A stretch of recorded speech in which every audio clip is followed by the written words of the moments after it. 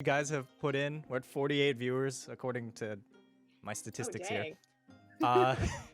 It's going a lot better than I'd ever hoped for. I want to thank especially Paul, our tech person who's running all the things. Yeah, I guess we can kind of jump right into it. We're going to introduce some of the players. As you know, I am Hamasama-kun. I'll be the one running this game. And, yeah. Hi, everybody. Hi, guys. Howdy, These y'all. are our titular hot Asians, everybody. Folks. Fun we detail made I it. noticed about the overlay is the fact that I'm on the right side, so you could technically read it right to left, which I just think is a funny detail as opposed Hey. to. Anyway. I think it's a important detail. Even it's all about the We little are- things. It is. We are already out here, and you know we're here to educate you about the lovely bits of Asian lore we put into this. So again, you already know who I am, so we're going to start with some cast introductions. Lily, would you like to tell everybody about yourself? Hi, everyone. I'm Lily, also known as Mother of Sad Boys. I don't know. I'm really bad at this. I live in Florida. I am a mixed Asian, so I am Japanese and white. If you cannot tell by my skin tone. Where can people find you? On the internet.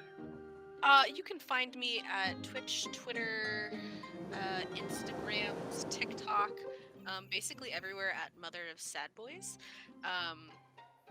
And yeah, I do a lot of fun stuff. I am currently 8 months pregnant, so this has been fun. Congratulations on that one. That's awesome. That'll be our new. That's our newest cast member. We have to. Yep. Oh my god. Child. It's like, Yeah, all maybe right, I'll be here in kid, a roll for month." initiative. That'll be Hey, the last yo. action we do today. Have the kid roll for initiative. So Perfect. true. I think that's definitely where we need to go with this. Following up, Sam. Howdy, everyone. I'm Sam, or Rather in most places on the internet. I am a Vietnamese American academic and voice actor and writer and other things. You can find me at Rather_VO on Twitter, TikTok, and most other social media. And I'm just really excited to be here. We've been working on this for months, and I'm so eager to just dive into this world together. And of course, last but not least, Rabu. It's me, Rabu, or Red Rabu, which is where you can look me up on anywhere. Wink, wink, nudge, nudge. Other than that, I'm also a professional cosplayer and art model, and I am also super excited to finally the day has come. I'm just also super excited to play Hot Asian D&D with actual fellow Hot Asians. So true. We are the titular hot Asians. Fun fact: that name started as a joke and somehow It is not a persisted joke all the way anymore. until our We could premiere not day. shake it. We couldn't We shake it.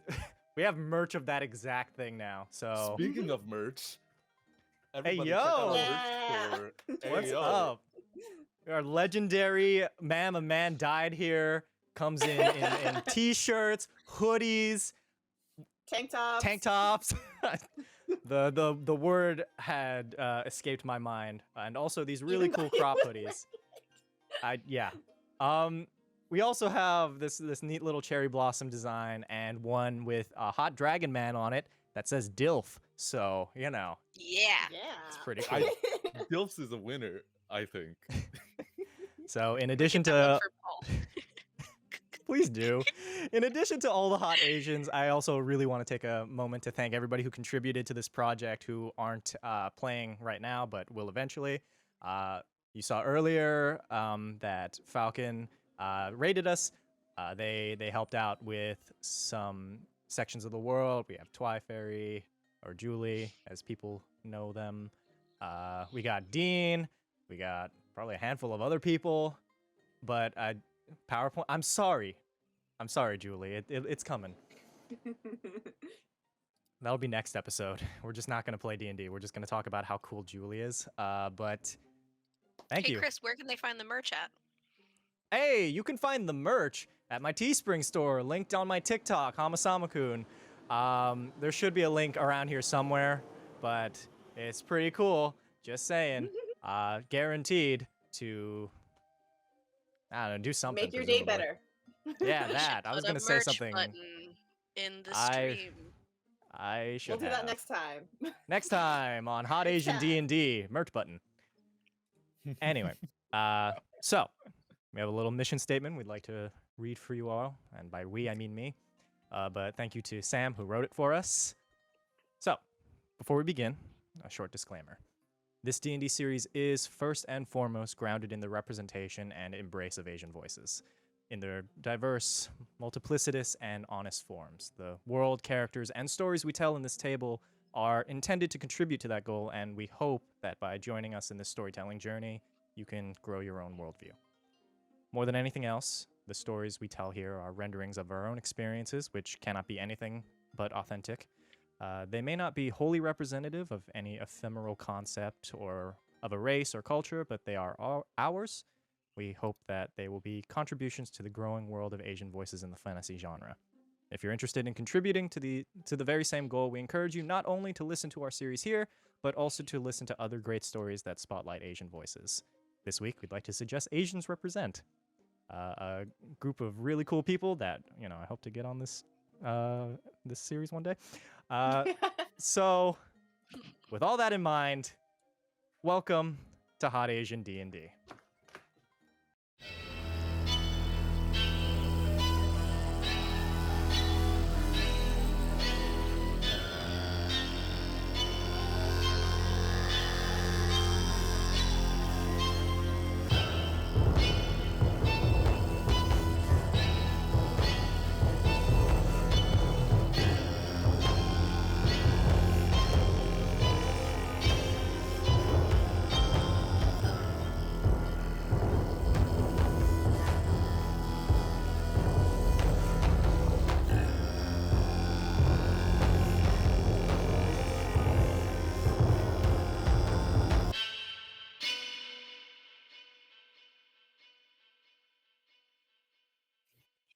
Ah, Yeah!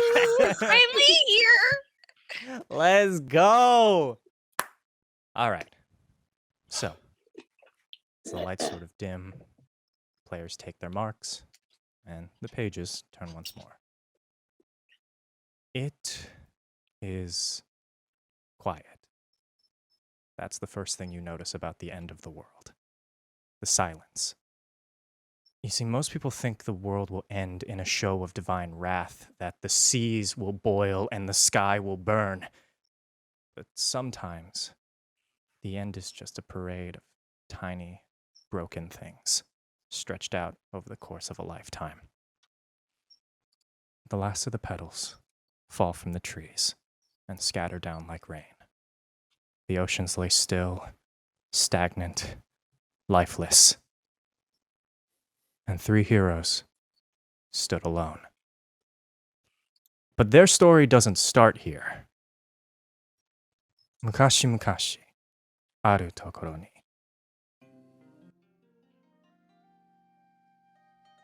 In the twilight days of creation, when earthbound gods did battle with vicious monsters, there was an island, a city, and a pale blue sky.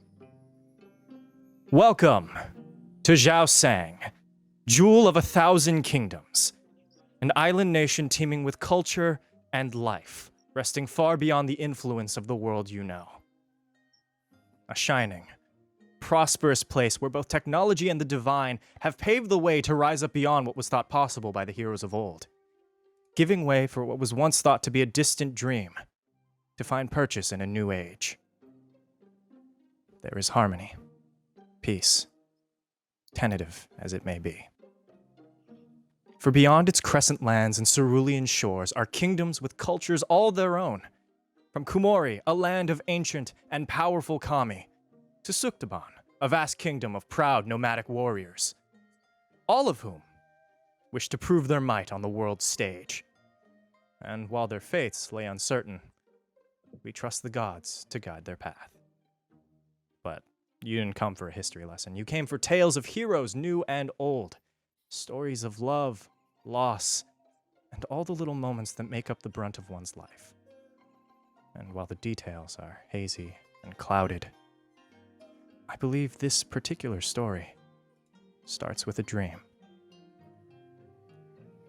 Kobayashi Akemi takes the stage. Would you like to describe your character?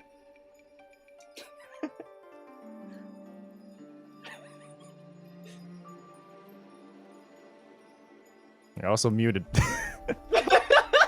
Wow. I guess not. So Akemi is a 5'7", female Kalish She has black hair and ghostly pale eyes. She is dressed in very fine silks, and her kimono is of the highest quality because she comes from a very affluent family. She doesn't really have much expression on her face. She rarely does. And she has an air about her that's almost, I would say, blissfully ignorant about the world around her. She also has a bluish gray tint to her skin, making her look like there's like a level of dust on her skin, but not quite. And yeah. Okay. Lost. You are lost. Memories flash like lightning, a storm in the mind's eye that never ceases, not even for a moment. It's all so unclear. That brief threshold between dreams and waking, where what once was and what never will be overlaps. You see images, fragments, pieces to be put together, but the full image never shows. Is it real? Is any of this real? Akemi, you find yourself adrift in worlds unseen, cascading along the infinite haze of recollection, walking down paths you scarcely remember. You've been here before. In your dreams, in your memories, in those quiet moments in the dead of night. All around you, the threads of fate weave and spin, pulling you towards your bending destiny, but everything feels wrong. A fog begins to roll in. What do you do?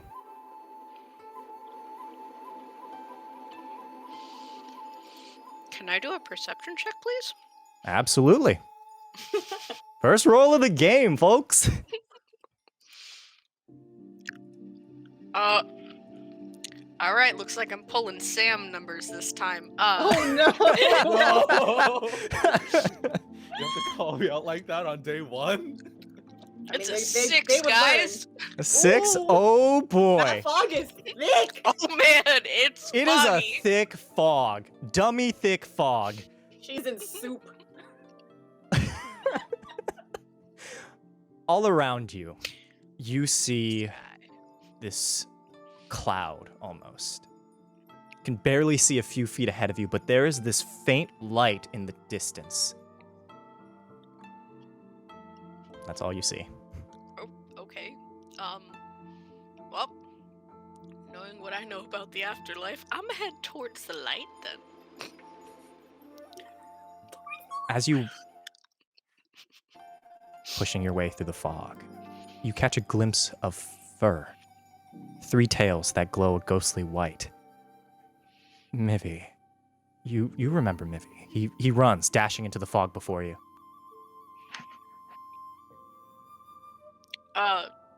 Yeah, no, I'm gonna follow that little fucker. You follow him. You walk, though your vision is cloudy. But ahead of you, murky shapes begin to come into focus, a blur that paints the picture of days long since past. The 4th of Lee, 2 years ago. It's funny how one decision can greatly influence a life. One word spoken in secret, one night spent together, one unexpected miracle. A gentle glow rolls over hills of dense foliage. Starlight not yet receding in the presence of dawn. You find yourself in a field of wheat and barley, caught in the gentle sway of the wind. Ahead of you, you can see a human man staring up into the sky, framed against the rising sun. What do you do?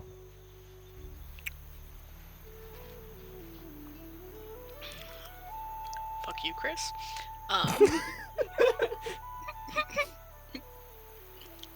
Akemi is going to carefully walk towards him. As you approach, you recognize him. He turns to face you. The gentleness in his eyes, the smell of peach blossoms and cedar. It's your husband, Enzo. He looks at you and the whole world seems to fall away. The two of you caught in the infinity of this moment. There's this very gentle nature to him as he says, I know this isn't much, but it's ours. Just imagine it, the sun rolling over the hills, watching our daughter grow up. I know I'm not a perfect man, but I hope to give you a good life here.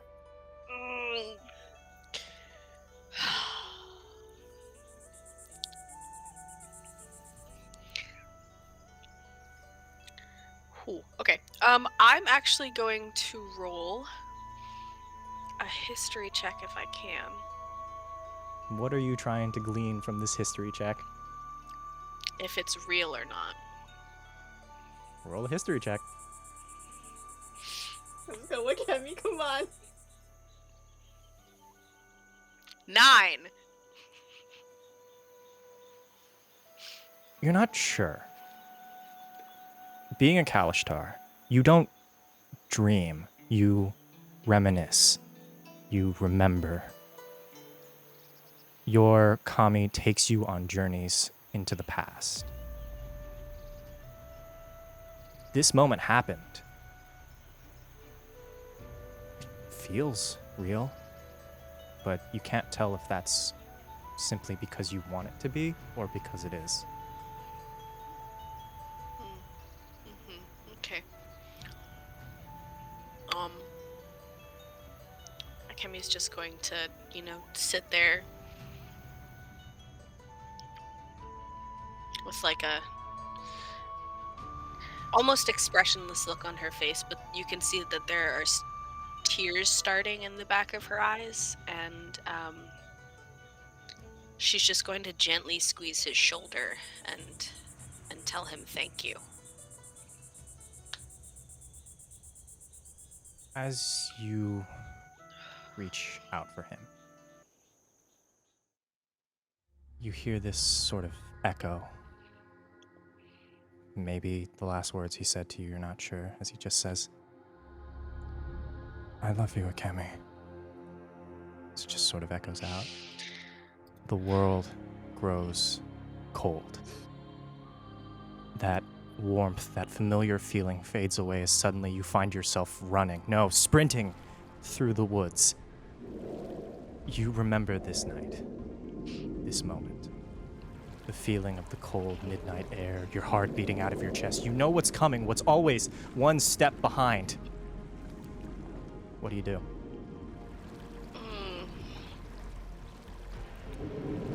The only thing I can do? Keep running. Keep running through this dark forest. Shadows twist and bend. It all looks the same. You don't know where you're going. but you do know where you've been. You continue on further and further into the woods until eventually you come face to face with a shadow. A humanoid figure whose limbs bend and snap into unnatural positions, and it screams. Lowers its head towards you, and it just whispers, "Run!"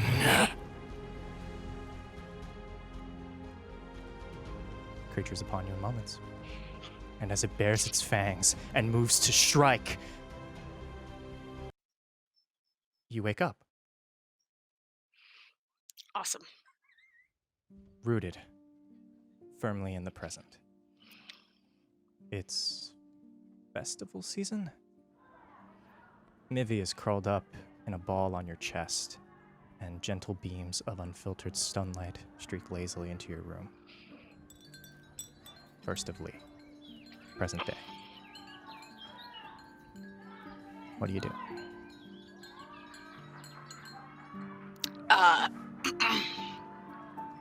Gently pick up Mivy off of my chest and toss him across the room. Because I somehow feel like this is his fault. This small, three-tailed kitsune kind of like groggily wakes up. What did I do? What's happening? Again, without any word to him, just, kind of rolls out of bed very properly, just starts getting her clothes on. Shoots him like daggers with her eyes and just goes,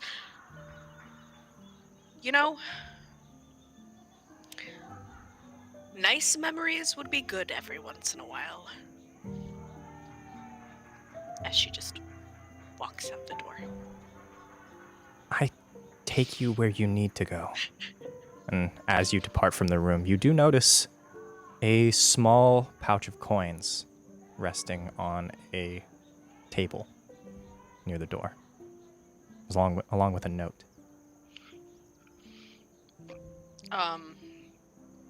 Okay, before I touch the pouch of coins, I read the note without picking it up. It's pretty simple, just kind of scrawled on this loose bit of paper. It says, "Gone out for supplies. Treat yourself to something good to eat to celebrate. Lady Lynn's has the best cold soba in town. Don't argue either. If I find this money anywhere in the house, I'm gonna stop letting you win at shogi." It's a note from Gigi. Aww. GG. Akemi chuckles and just goes, okay. Defeated puts the pouch in her kimono and goes to find the soba place. Okay. That leads you to the festival grounds. You depart from Gigi's house, this sort of architectural clutter, buildings sort of built on top of each other, loose piping, which then leads us. We cut, distant and away, to a world of man and monster. Form is emptiness. Emptiness is form. Life isn't easy. Few things are, but for some, salvation comes in the form of a lone figure, strolling over the horizon. The sweltering heat comes in waves, washing the lakeside district of the Salt Crust in a layer of thick miasma. The wind is calm, carrying a song to the sweet hereafter. Luduk Kong takes the stage. Would you like to describe your character? Yeah, so, Kong is a 6-foot-tall, kind of broad fella. He wears a kind of, tabard dress, an aoyai for those of you who are in the know. The edges of it are frayed and aged, this red and golden thing that's faded by the sun. Where the shoulders, should meet, sleeves, you can see where it's torn and kind of fallen off. Hanging over his back is a large battle axe, and I adjust the hat in my head, looking up at the sweltering sun. Shit.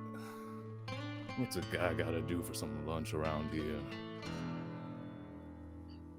Now, word on the street paints the picture of a grizzled demon hunter, weapon in hand, carving through hordes of monsters. But in times of greatest need, they turn not to the monster hunter, but rather the man beneath it all. The man with the kind eyes. At about 7 a.m., as the fishermen prepare their boats and the city comes alive, the beacon of fate bends Kong's journey to the will of forces unseen. Now, what does the morning usually look like for Kong?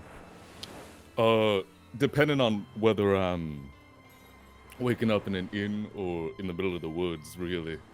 More often than not, I'm falling off of bed and trying to wipe out some sleepiness from my eyes. First things first, breakfast. You sort of walk into the Saltcrest district, this floating area built from like different, like almost like a weave of boats that have just been dry docked and expand outwards into the horizon. See a water genasi selling fish. He calls out, "Fresh fish for sale! Just caught them this morning. Just 3 coppers per!" Kind of like looks over at you, Kong. Yeah, I pushed past the crowd. You said 3 coppers?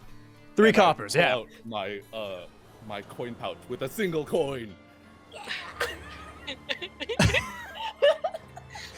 whip out the coin. Big strong boy. Ooh. I whip out the coin. He It is a gold. he gathers up all these, this is sort of like a pound of fish almost. Looks over at you. I recognize you. You're Kong, right? You dealt with the demons and the Lord of Scattered Rains all that way back, right? Oh, yeah. Didn't realize that people heard about that. Yeah. We close-knit community, friend. We hear everything. So he kind of like gathers up these foods. You can see this like freshly made like beef bun that he just has like sitting on the counter. It's like gathers that up too and just sort of like a bag of fish and the bun. Please, take this. You saved a lot of good people that day. I sling the bag over my shoulder and grab the bun and kind of like put it between my teeth. All in a good day's work. You continue along, passing by street vendors and festival carts. The gentle sway of the floating district, paired with the smell of the ocean, is a lot to take in, to say the least. But on a clear day, when the wind is just right, it reminds you of home.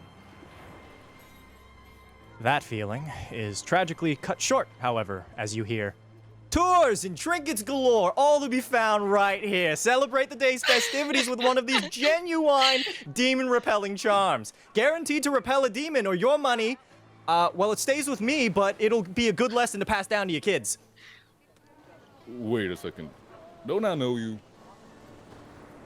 Following the noise, you see Kata, a Kalishtar with dark, shaggy hair and piercing silver eyes. He wears a loose-fitting robe that ties at the hip and seems otherwise preoccupied with a small crowd beginning to form around him. You watch as he quickly chucks a talisman at a kid in a demon mask, hitting him square in the face. The child then begins to cry and runs off.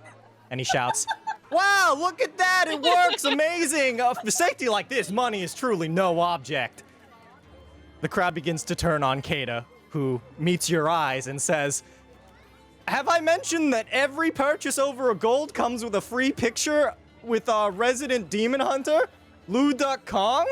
As he like runs over, come here, come. He pulls you in. "Ain't he pretty, folks? Come on, just a gold." Howdy.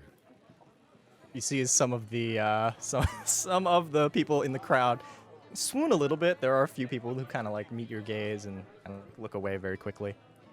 Oh. He continues his posturing, but what gets your attention is the small gold seal he pulls from his robe. One with the symbol of a sparrow, the symbol of your Sifu's guild. Okay. What about this? This is a 100% solid gold. Kind of looks it over. The fuck even is this? Wait a second. And I kind of reach over and grab at it. Huh, what? Kato, where the hell do you get this thing? I don't know. And you watch his confusion is cut short as an angry half-orc comes basically storming down the street as he shouts, "Where is he?" As Kata just kind of looks over. Oh, shit. Watches it kind of like, still in your grasp, starts like gathering up all his stuff and tries to make a break for the nearest alley.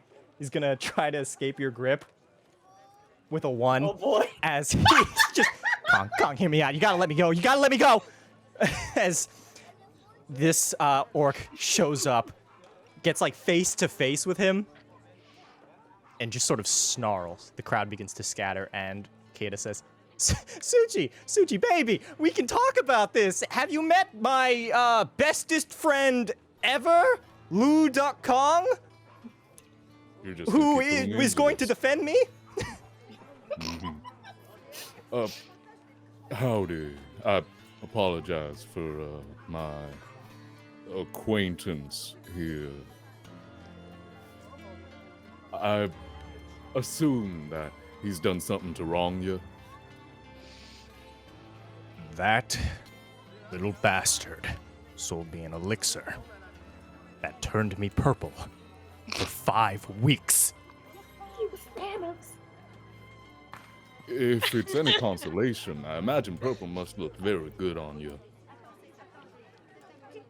Make a charisma check, I guess. This raw charisma? Oh It's like raw charisma. I'll give you advantage because of that sweet dulcet tone. Oh, yeah, let's go. Oh, thank you for the advantage. Kept that from being a natural 1.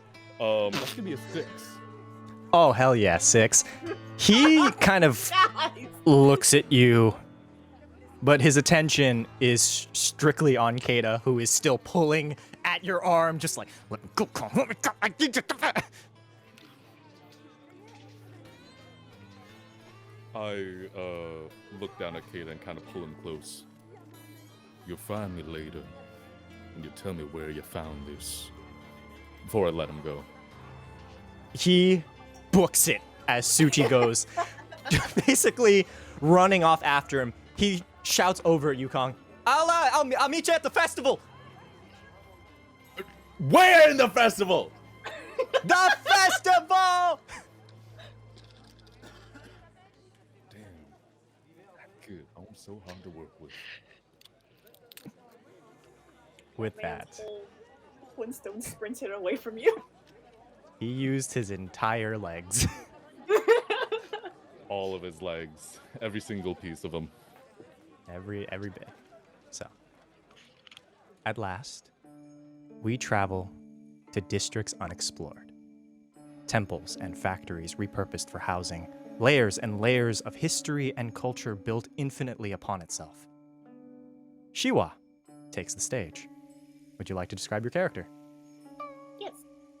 So, Shiwa is a 5'5" dragonborn sorceress. Not counting her horns on top of her head. And she doesn't naturally look like a typical dragonborn because her face is actually pretty humanoid, save for a few red maroon scales on her cheeks that kind of trail down her neck to her human-looking torso, and then the scales reappear at her thighs, shifting to fully dragon legs.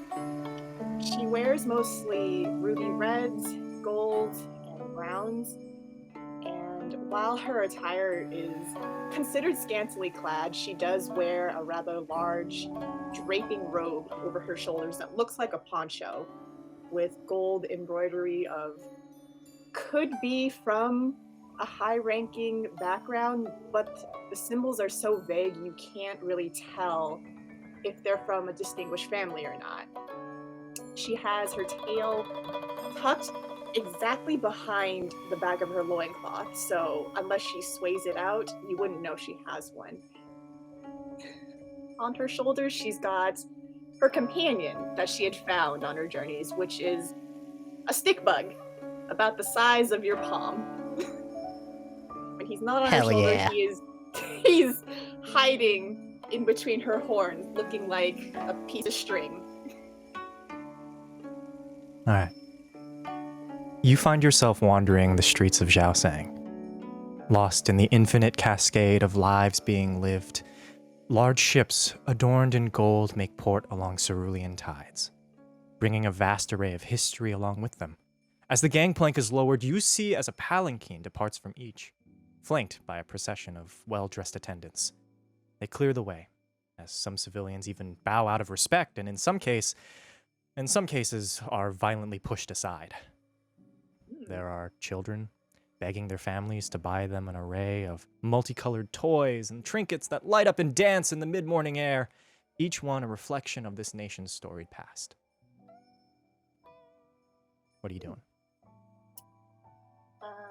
She is staying at a distance, but she takes out her journal, which is several pages thick at this point, and she flips to the nearest blank page, and she starts sketching some of the children in their frolicking activities. Some of them who had bought toys with those specific toys, and so she's rendering kind of a larger diagrams of what those toys are. You get flashes, brief insights into the life and times of every citizen. One couple argues over whose parents they'll be spending the festival with. Others embrace beneath the peach blossoms, enraptured in the bliss that is their company. There's a twinge of pain in your chest at that. How different things could have been if given the chance. Two kids run past you in the midst of a game, clashing wooden swords and shouting platitudes to the wind. But what truly gets your attention is this.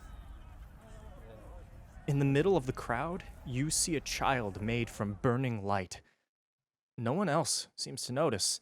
In fact, as the crowd keeps moving, walking towards the festival grounds, they seem to walk right through them. They beckon to you. How big is this person who is engulfed in light? Like, maybe 3-4 feet. About like roughly human child shaped. Okay. Kind of like reach out towards you and you hear this voice. Lady of Scales, you are needed.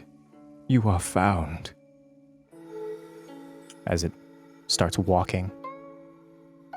Towards me or just in a general direction?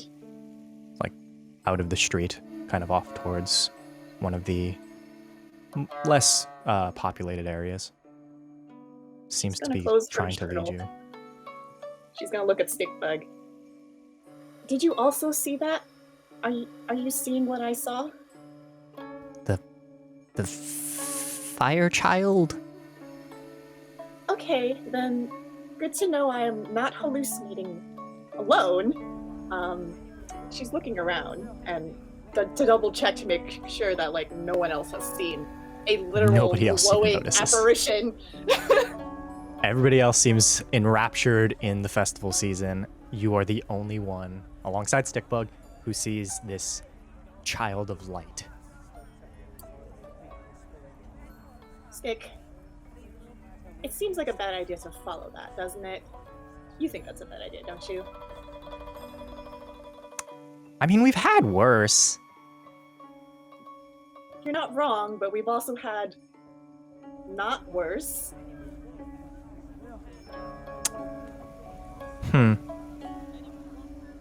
Stickbug seems like just lost in the thought of this. You seem to have given him like an existential crisis. No! As he's just... What threads of fate bend our will so?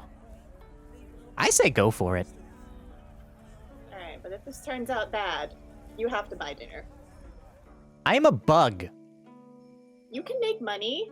You're a tourist attraction, aren't you? Technically. And here I thought I was a valued member of the team.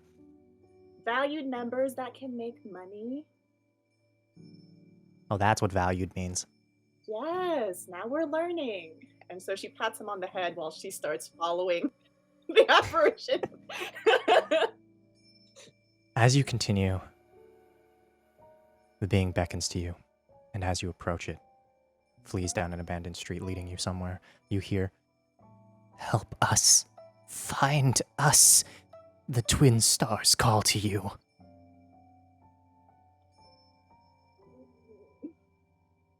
You continue. She's thinking at the same time, like, how can you call out and ask for my help and then run from me to the point to where I can't get to you and help you? Seems to be leading you somewhere. Down these city She's streets. disgruntled about it, but she does continue to follow at a slightly quickened pace. Since she's got her long dragon legs, she can kind of trot rather than sprint. You catch up to the figure, passing the city limits to the rolling hills of grass beyond. The child stands beneath a cherry blossom tree and repeats, "Lady of Scales, you are needed. You are found. Help us. Find us. The twin stars call to you." Watch as the being places a hand on the tree. "Your time draws near." And you watch as the tree begins to wither and die, reduced to gray splinters and ash that catch the wind and swirl around you as suddenly your vision goes dark. Did I black out? And dark it remains for brief. You can feel full of unseen tides that wash over you as they pass. And as your senses return, you find yourself caught in the stillness of eternity. There is serenity. You find yourself in a sea of clouds, miles and miles above the Earth's surface. All around you, dragons dance in tune with the harmony of the cosmos. The wind is cool and gentle. The universe is at ease. You feel at peace. You feel home.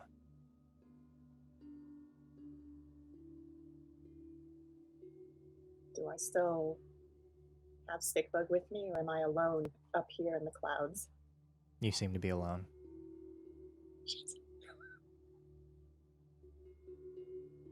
Am I floating? It's strange. It's like low gravity in a way. You can feel your feet making contact with something, but what it is, you know not.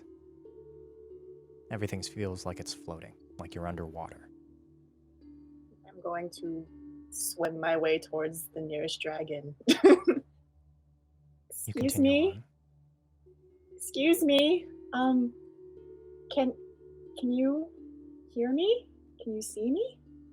You sort of reach out to this dragon that turns to you, and its face is just blank. No emotion, as you just hear echoing all around you. "Shiwa, please." A voice calls out. You recognize it. "Shiwa, no." The clouds grow dark. Oh shit. A streak of white lightning splinters across the sky. The winds pick up, churning, desperate. A hurricane, a storm, you can feel it, the scales tipping. Chaos. The horizon before you shatters, and you begin to fall. You pass the clouds, hurtling towards the ground below. It approaches fast, too fast. You can feel the force of wind on your approach, the sound of shattering glass ringing in your ears. You see fire, death, so much death, and suddenly, you're back. The last of the ashes fall around you.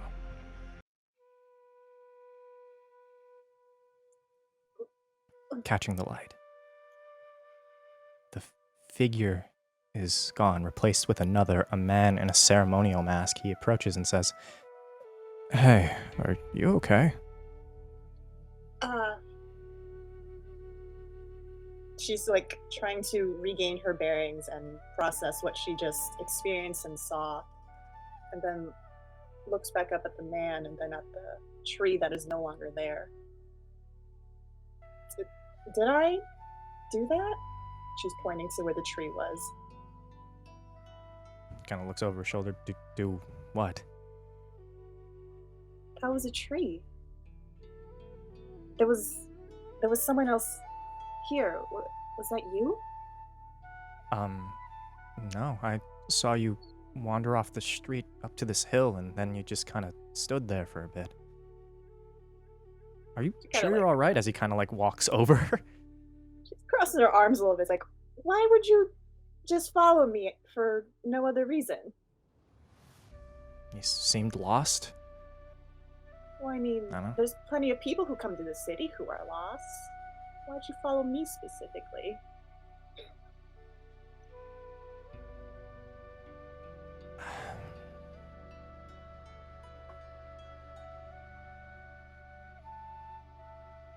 I was hoping to talk to you.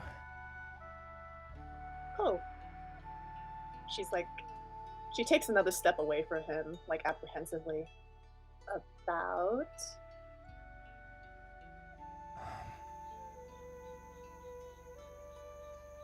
I find myself on a dark path as of late, and I don't have anyone else.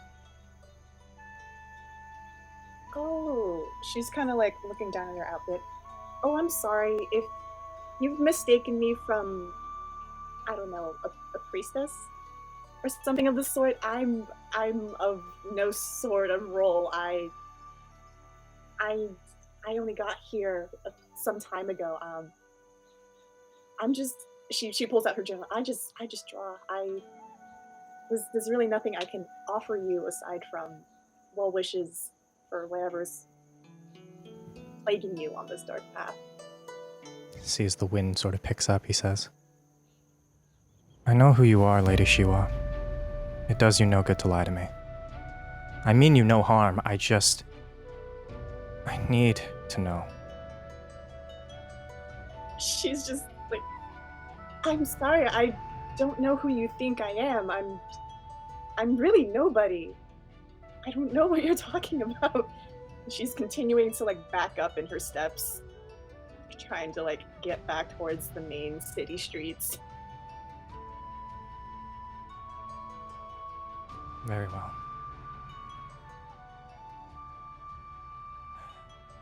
At least allow me to treat you to a meal for taking up your time. You seem to be wearing rather thin. A mortal body can be so limiting. We all have mortal bodies. At this point, she is thoroughly freaked out by this encounter, so she just quickly closes her book, makes like a quick bow, and be like, I appreciate the offer, but I think I'm fine. I hope you can find whatever it is you're looking for, but I promise you it's not me. And she just turns on her heel and sprints back towards the crowds.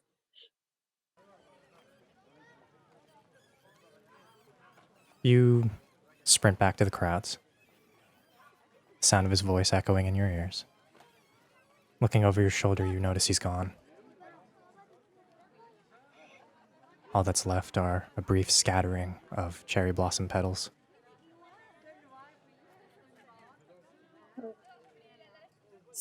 Stick, did you see that too? Was that also weird to you? It's not just me, right? A little weird. He seemed pretty earnest. Oh, did he feel familiar to you? Not familiar, but desperate? Well, I feel bad I couldn't help him, but that was weird. I don't know who he thought I was, but yeah. Yeah, he didn't feel like your kind of magic either. So I think I need a drink. Well, there's plenty at the festival. Great. And I think it's about a good time to head there now. You think we'll see some of the others? I imagine so. Can't seem to shake them as of late. They're so weird. Well, birds of a feather, right? I'm a bug. You know what I mean, Stick. Oh, and that was a weird encounter, so you are buying dinner. Fine. She's gonna hold her hand out and kind of put him on the ground. Go on, start doing your little tricks and earn some coin. He starts doing his little tricks. He does a little dance. He shoots some lasers out of his hands. It's a whole thing. He do his little dancey dance. He do his little Shiva dancey puts- dance. Shiva puts a little bucket by him that says tips on it. A few people do drop a few coppers. Some kids are just sort of like super invested in this bug on the street as they're just like, that's so cool. Wouldn't you be? I would be. I 100% would be. The kids are me. Anyway, for those of you heading to the festival, allow me to paint a picture. Imagine a vast dreamscape. Tents rise and fall like waves in the ocean, held aloft by golden threads and pillars of lacquered wood. You can see local warriors testing their might in the Kingmaker's forge, exchanging blow after blow in an attempt to come out on top. You can see elegantly dressed bards and flowing yukata that sway gently as they dance and sing of stories passed down from their ancestors. There are traders from distant lands exchanging their wares for other, equally mysterious trinkets. And to either side of you, brief flashes of light signal casters, entertaining the young ones with displays of their arcane talents. This is the kind of world the adventures before you fought tooth and nail to create, and here in this isolated kingdom, that dream is alive and well. Passing beneath the wooden gates, you enter the festival grounds. Each and every tent has a lifetime of discoveries laid out for you to peruse. The three of you arrive at roughly the same time. All in the same place, or just all? At Yeah, the is same it like time? All one in the gate same that place. enters into Yeah. the crowd? You're just all standing beneath the gate. As you turn, you notice the other two. Three tragic messes walk into a bar.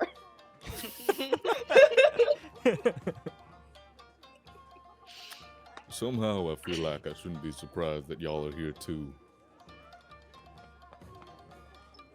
Hey, big boy! She goes up and like pats him on the cheek. Long time no see. Oh, it looks like you've been really eating well lately. You must have gotten a lot of jobs. And Sleepyhead! She goes over to Akemi and like puts both her hands on her cheeks and pats them. You look like you're so well rested. How have you two been?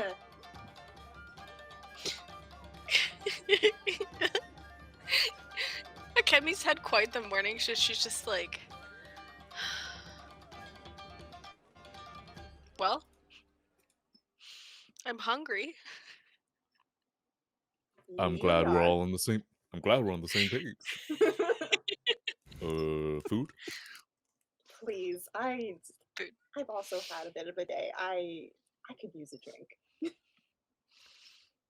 All right. And so, I go looking for dinner. You go looking for dinner. Anywhere in particular you're heading to, or just Get me somewhere where I can like sit down and get a lot of food in front of me all at once. I need some. It comforts my heart to see a table full of food. you walk through this entire festival. You can see all these bright colors, people celebrating, various ceremonial masks being sold. And as you keep walking, I can only assume you eventually reach a place called Lady Lynn's. It is one of those, it's sort of a noodle house, though in sparse sections are this sort of communal dining experience. It's a bit empty. There are 4 figures just sort of spending some time out there. They seem to be having drinks. There are a few kids sort of running through. Perfect. So you know it's good. The little kids. We love kids. Are any of them doing their homework? Oh, yeah, One of them absolutely is. He's like begrudgingly doing this like some sort of math as he's just like, it's a festival On season. festival day 2, someone On cares. festival season. He's preparing for Oh my Kumon.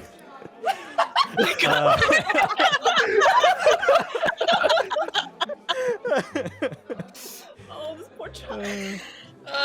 Oh Anyway, my gosh. so Yeah, as you approach the I'm tent. Sorry, go ahead. I was just gonna say, I'm gonna see if we can't grab a seat and call down Auntie to bring us some food. It's pretty sparse. You do see as kind of one of the servers who's bringing over these like plates of food to the group of 4 and like corralling the kids away from them. It's just like, sit wherever you want. It's pretty empty, all things considered. This is the titular Lady Lynn. She is a woman, sort of a little past middle age. There are definitely a few wrinkles on her face, but the age doesn't really show. See, she's wearing this sort of tied yukata. See, the sleeves are sort of rolled up, stained with presumably food or something. She's kind of like has her hair tied up. She is a fun detail about this world. Rather than 4 types of genasi, there are 5, which coincide with the 5-element system. This one is a wood genasi, humanoid for all intents and purposes. You can see bits of vines that sort of like crawl up the face, and like a small, almost bonsai tree growing out of the shoulder. She kind of beckons you over. Sit over here. Be with you in a second. Right, well, she was gonna take a seat and kind of open her journal back to another new page. But then she flips it back a couple pages to something else that she was working on, and she starts drawing in it, trying to remember the mask of the man that she had encountered earlier. And she's drawing it next to the page that's covered in different looking gem sketches. You remember sort of red coat that flows from his shoulders. It's a wooden mask, lacquered, bits of gold inlaid within to give it this sort of regal look. It's almost crown that replicates the shape of fire that surrounds the mask itself. And you remember the symbol on his forehead. It's this sort of kanji. You're not really sure what it means.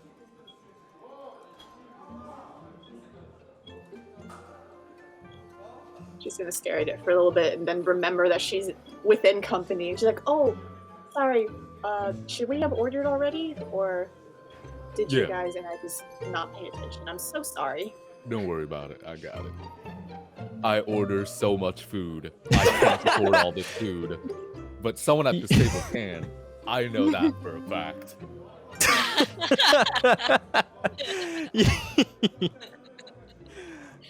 She's gonna pat him on the shoulder, like, "Hold on. Tonight, it's all on him." And she's playing the stick book. He lost the bet today. Man. I was paying for your meal. I don't have there is not enough gold in this world to pay for him. Well, she's gonna No. gesture out the door. It's like, "You can go dance for more coin then." Because the bet's the bet. Fine, as he walks over. And you notice a human with dark hair, a scar across the left eye, kind of like look over at your table from the group of 4 and just says, "Is that a... what? Is that a stick bug?" Yes! Have you never seen a I- stick bug? No, I have. I just didn't know they talked. That Oh, is truly it's amazing. just him. Yeah. That is something else. Hey, Natsuka, come look at this. You watch as a tiefling with the like purple horns that sort of curl back and are like inlaid with jewels walks over. You can see this like very flowy kimono. You can see as it kind of like cuts down a little lower than traditional, kind of showing off a lot of chest as he walks over. Oh my god, that is amazing. Dude, Aputi, come over here. Like the other 2 walk over and look. Oh my god. I lean over to Shiwa. See, I told you it was weird. Obligatory also- question. profitable. You already know what I'm gonna ask. I would love for you to ask it out loud for the audience at home For the Let's audience. go. to At know home. my You already pain. know what I'm. You already know what I'm going to ask. Chris, are they hot? How hot are they? Are they? That's my favorite game to play. How hot are the NPCs? Well, we will go down the line. You see a human with dark hair, scar across the left eye. He's pretty built, almost around like Kong's height and muscle mass. He is wearing this very plain shirt tied with a belt.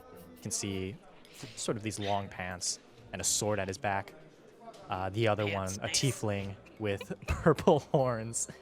You can see there's this sort of like almost ethereal nature to them. The eyes glow this very distinct white. You see the hair is tied up in a bun behind him. Very low cut kimono, tattoos all along the body, shamisen in hand. The one they identified as D-I-U, is a halfling, sort of graying hair, blue eyes. You can see it's like set of armor, just like very intense leather layered over itself. And then there's Aputi, which is an elf with sort of black hair, deep purple skin, a drow, you're pretty sure.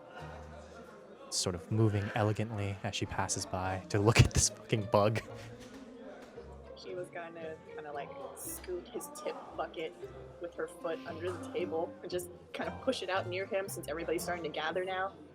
You do watch as a bunch of other people from the streets start to gather as the one identified as Natsuka, the tiefling, kind of looks over at you. This is the best thing I have seen all day. Please, let us pay for your meal. Does that sound fair? Festival season. Yeah, you know, actually, I think that's a. Yeah, I think we'll take that. Yeah.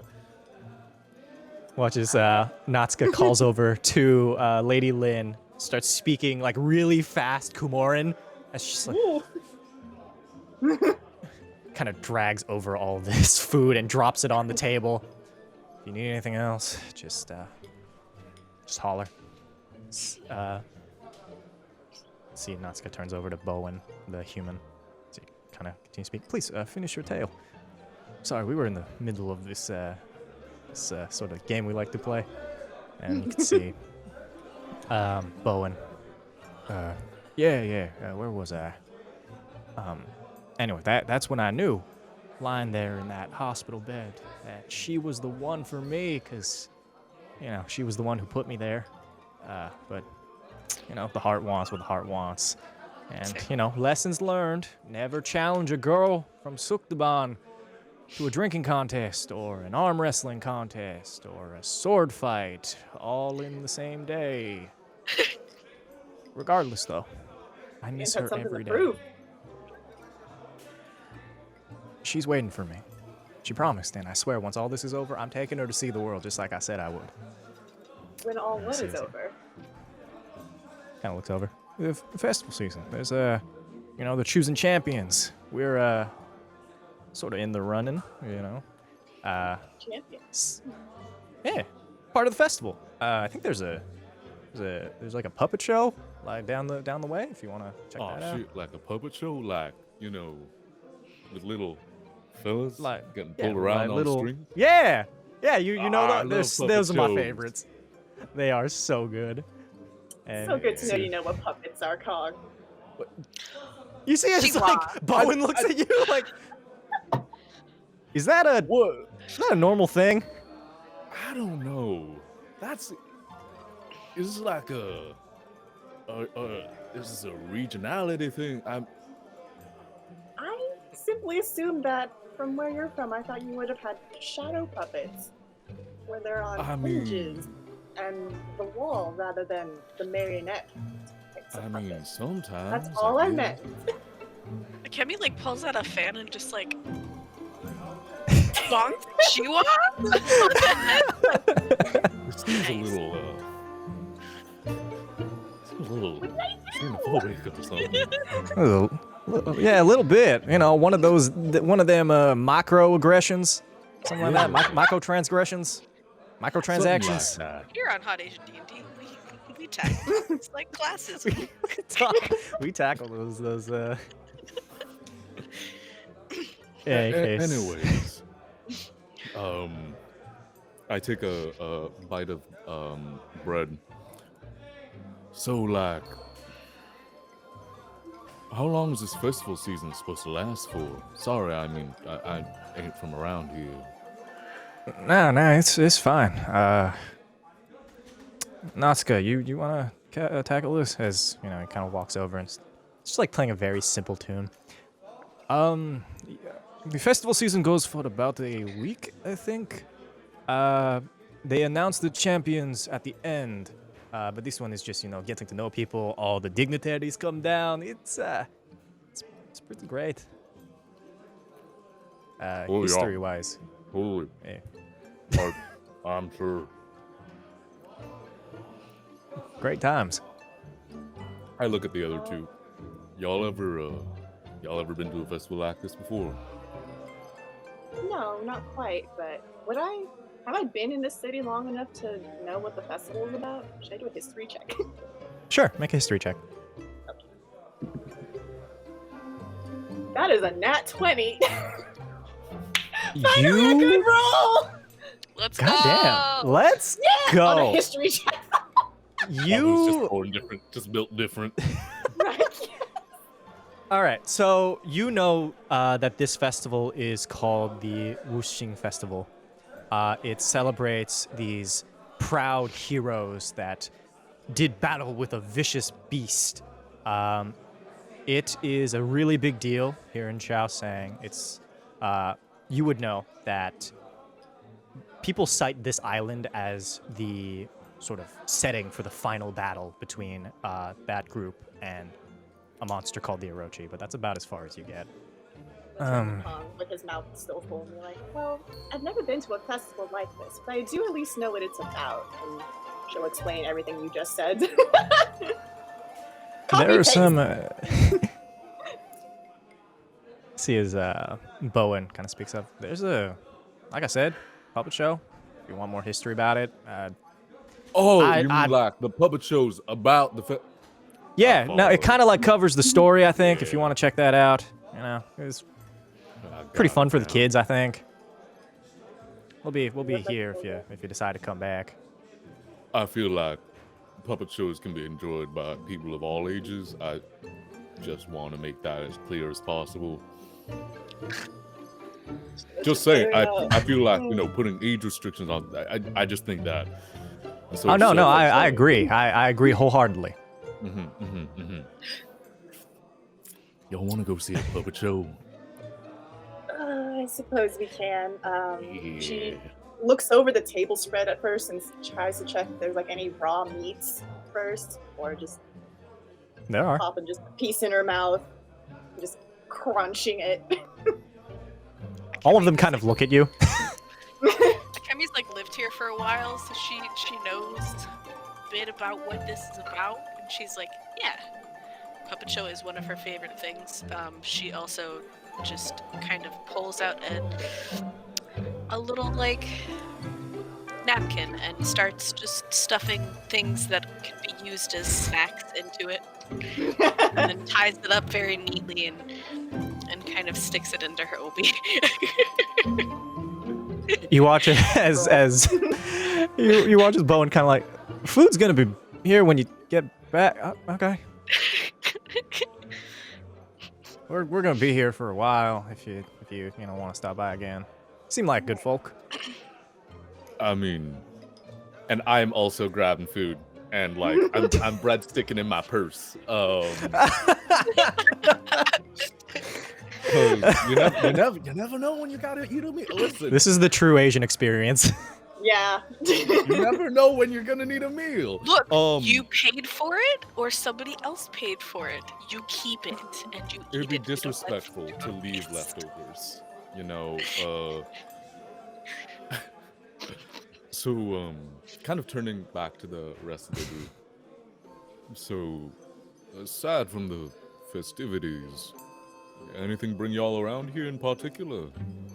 I mean, I'm hoping to find Kaida around here. Ada, Y'all remember why? him? What's he done this time? Got in trouble with half orc earlier today. Some big fella got real pissed off about his skin turning purple or something. But more importantly, the kid had this with him, and I pull out the badge. I'm just trying to find out where he got it from. Well, did he say he was going to be at the festival? Yeah, but didn't say where, which is a little baffling to me. It's Right, typical like- Kada. Yeah. Well, if we walk around, Kid I'm will sure we'll clear run with into these him. sorts of things. If we walk around, I'm sure we'll run into him. Or at least we'll hear him selling his trinkets. Hopefully. So, Right. So you guys head to the puppet show? Yeah. Yes. Awesome. Rug coming with me because I'm not leaving him in the restaurant with a group of people gawking at him. Stickbug like enters into a bow. It's like, thank you, thank you. There is roughly about like, I want to say like 5 gold pieces in there. Like he did really well. Hey! wait, how much did he make? 5 gold pieces. That's more How does than he? How does people? How do people here have so much money? I stare at the gold pieces. classism, Kong. Where- I look back at the restaurant and its empty seats, and I look at that gold. I look over to Shiwa. Do people around here just carry around that type of money for showing off? She's kind of looking at Akemi. I am not entirely sure, but I would have thought you were used to this by now, considering. She's like kind of looking at Akemi, waiting for her to do her usual sneak out a gold coin and just hide it somewhere for someone to pick up later. I just figured that was a her being weird thing. I gotta be real with you. I mean, I mean, she's- without like paying attention to either of them, she's not listening. She doesn't. It's not registering. She just, pulls out a gold coin, puts Yeah. it on the floor, and just kind of like. Can I pick up that coin? You can pick up the coin. I pick up the coin and I just hold it in my hand and I look at Chihuahua like, this is a lot of money. I It is. put it in my pocket with my one other gold coin, that you got from McKenna. which Akemi also gave me. Akemi pays your salary. At this point, my entire career is gonna be funded by Akemi. Well, it sounds like you're all set for life then. What are you complaining about, Tom? Something about gift bonuses, I suppose. I want you to know that this brings me life. Anyway, you depart from Lady Lynn's. The party gives you a brief wave. The crowd parts. A lot of the kids are sad about Stickbug Aw. leaving, so they kind of trail after you. As you sort of approach the more entertainment-focused part of the festival, you can see these various storytellers, singers, performers, and right at the back, this small cart. You can see children sort of dressed up as these grand heroes doing battle in the street, a sort of costume play, if you will, as they take their seats.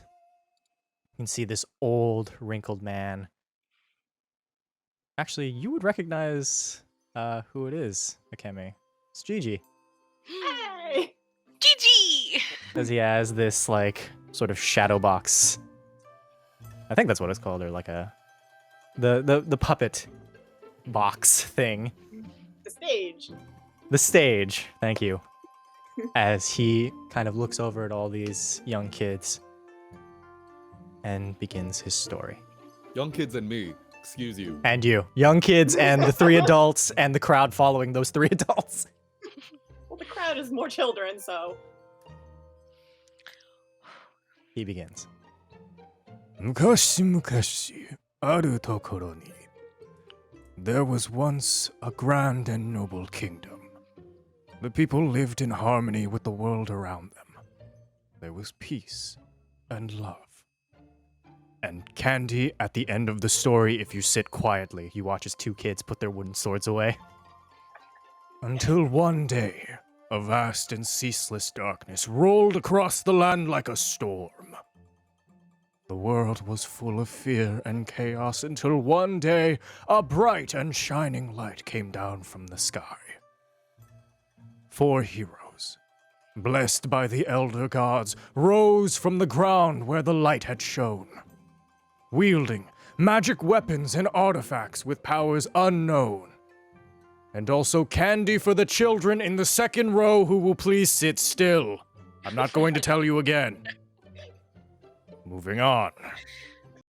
The 4 heroes set upon their quest to defeat the forces of darkness and defend the meek, the purity of their spirit guiding their way. Their quest was perilous. Kingdoms fell to the dreaded Orochi, an embodiment of the primordial— I swear to God, kid, put the sword away or I will get the guards. Where was I? Can I snatch the sword? Like I just Yeah. grabbed it. Yeah, I grab the kids- sword and just like give the kid like a very mean look. Kind of like sits down quietly. Where was I? Ah, yes. The embodiment of the primordial darkness. Even still, the group ventured forward through horrors and perils never before seen by mortal man. All to save the world they swore to protect. They gave their lives to slay the mighty beast, and when it was over, 3 of them were found. What happened to the 4th, I hear you ask? As all the kids are kind of like in this uproar of like, what happened? Some say he wanders the world, fighting for truth and justice, in memory of his fallen comrades. But fret not, children, for their souls remain, reincarnated through every generation, which is why, every so often, we identify those very souls and send them out into the world. And kind of like comes close, kneels next to the children. For if you keep their dream in your hearts, their family will one day be reunited. Who knows? It could be one of you! As he kind of tosses the candy into the audience, Oh god. and they kind of like enter to this off. God, you just take the roll a dexterity check. You just Oh, just yeah, sleight of I hand to just just grab this candy. candy. Come on. We're also the audience. We just candy.